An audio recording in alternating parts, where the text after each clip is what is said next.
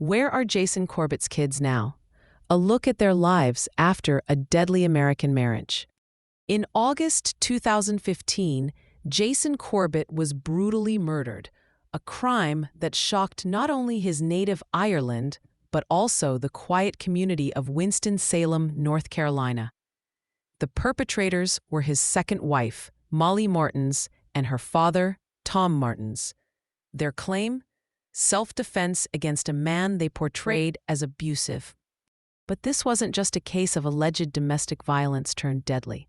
It was the story of two children, Jack and Sarah Corbett Lynch, who had already suffered the unimaginable loss of their mother. Now, they faced a new nightmare, one that would thrust them into a legal battle and a fight for their very future. This is their story, a story of resilience, of family, and of the long, arduous pursuit of justice for their father. We delve into their lives after the cameras stopped rolling, exploring how they navigated unimaginable grief and found their path forward. Give a like and subscribe. Leave a comment.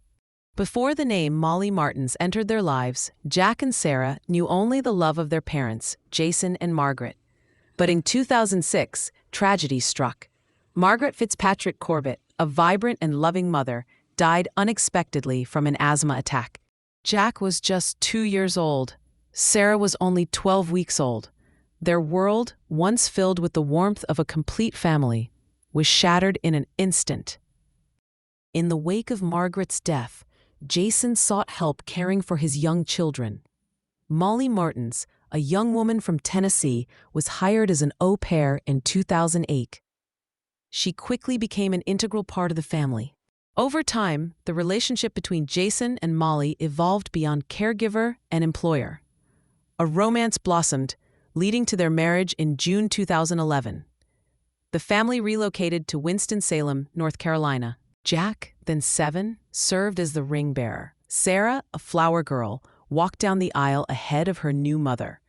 Jason had initially hesitated about the marriage, concerned about disrupting the children's strong bond with Molly. August 1st, 2015, began as a seemingly normal Saturday for the Corbett family. There was no indication of the horror that would unfold before the day's end. Tom and Sharon Martens, Molly's parents, were visiting from Tennessee. Their presence would become a central point of contention in the events that followed. In the early hours of August 2nd, a frantic 911 call was placed by Tom Martens. He reported a fight, a chaotic scene that would forever alter the lives of Jack and Sarah. When police arrived at the Corbett home, they found Jason Corbett bludgeoned to death. The scene was gruesome, the evidence pointing to a brutal attack. Molly Martens and Tom Martens claimed they acted in self-defense. They alleged that Jason had been abusive towards Molly for years. Tom claimed he intervened to protect his daughter from Jason using a baseball bat and a paving stone in the process. These claims would become the foundation of their defense, a narrative that Jack and Sarah vehemently rejected. In the aftermath of Jason's murder, a bitter custody battle erupted. Jason had previously designated his sister, Tracy Lynch, and her husband, David, as the children's guardians in the event of his death. Molly Martens, however, sought to gain custody of Jack and Sarah. She argued that she was their mother figure and that they should remain in her care. Jason had always resisted Molly's attempts to adopt Jack and Sarah.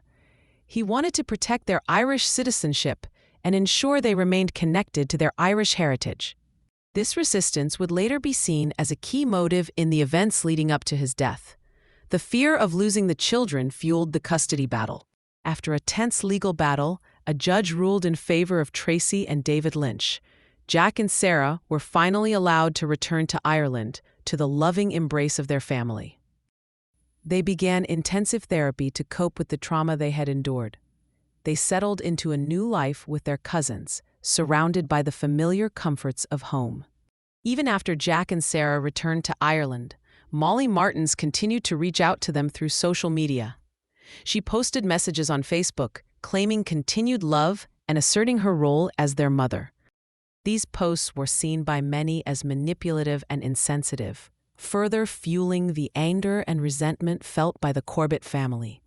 They were a constant reminder of the woman who had taken their father away. In 2017, Tom and Molly Martens stood trial for Jason's murder. The trial was highly publicized, drawing international attention to the case. Both were found guilty of second-degree murder. Jack, then just 12 years old, delivered a powerful victim impact statement, his words echoing the pain and loss felt by his family. They were sentenced to 20 to 25 years in prison. During the initial investigation, Jack and Sarah had made statements suggesting they had witnessed Jason abusing Molly. However, they later recanted these statements. They alleged that Molly had coached them, manipulating them into saying things that weren't true. This recantation would play a significant role in the subsequent legal proceedings.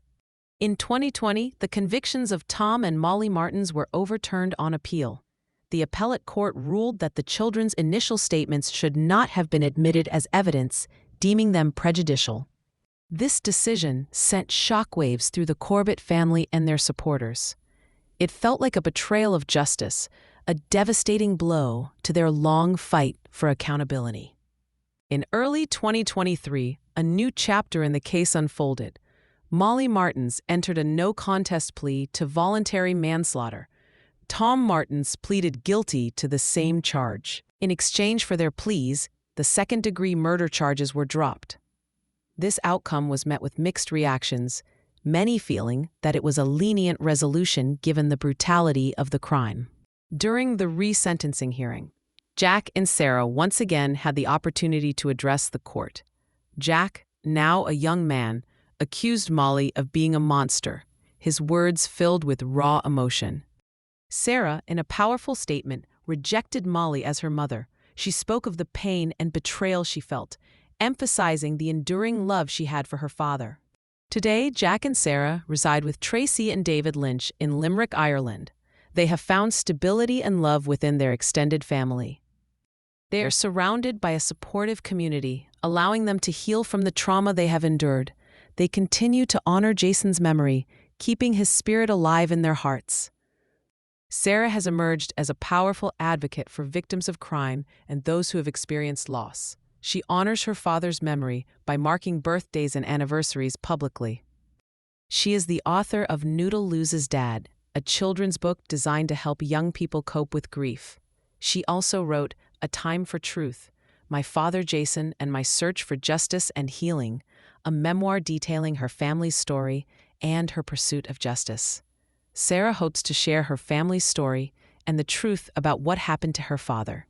Jack, while supportive of his sister's advocacy, has chosen to live a more private life. He is currently studying music in college, pursuing his passion, and finding solace in his art. He prefers to avoid public speaking about the case, focusing instead on his personal healing and growth. He remains deeply connected to his family and committed to honoring his father's memory in his own way. Both Jack and Sarah participated in a true crime documentary about their father's case. They felt it was important to highlight the lack of true justice in the legal proceedings. They spoke on behalf of their father, who was silenced by violence. They wanted to ensure that his story was told accurately and that his memory was honored. Their participation was a testament to their courage and their unwavering love for Jason Corbett.